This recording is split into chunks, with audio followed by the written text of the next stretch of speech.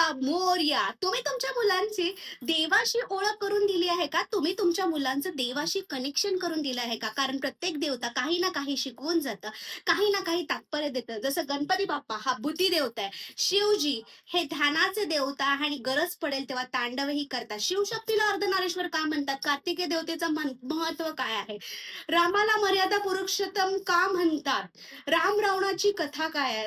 सरस्वतीला विद्या देवता का म्हणतात? असा अल्लाह बद्दल माहिती काय आहे? जीजस बद्दल काय कहाणी आहे? हा प्रत्येक देवता तुमच्या मुलाला काही ना काही शिकवून जाईल आणि तुमच्या मुलांना घडवून जाण्यास मदत नक्कीच करेल. या कहाण्या तुमच्या मुलांची घडवणूक करण्यात मदत करतील. सो जसं देवाला आपण ताजी फुलं अर्पण करतो, तुमची लहान बाळं ही एका फुललेल्या कळीसारखीच असतात.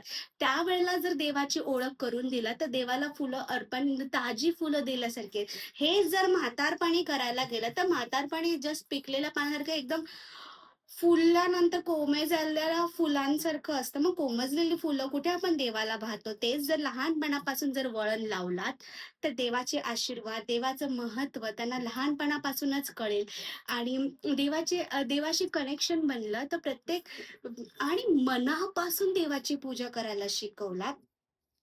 असं नाही की काही हवं म्हणूनच देवाची पूजा करायची. अगदी मनोपासून निस्वार्थ भावाने देवाची पूजा करायला तुम्ही शिकवलात, तर तसे संस्कार तुमच्या मुलावर होतील. सो हे संस्कार तुम्ही तुमच्या मुलांवर केले आहेत का? नक्की करा. देव ओळख तुमच्या मुलांची आणि देवाशी तुमच्या मुलाचं कनेक्शन नक्की करा. Thank you.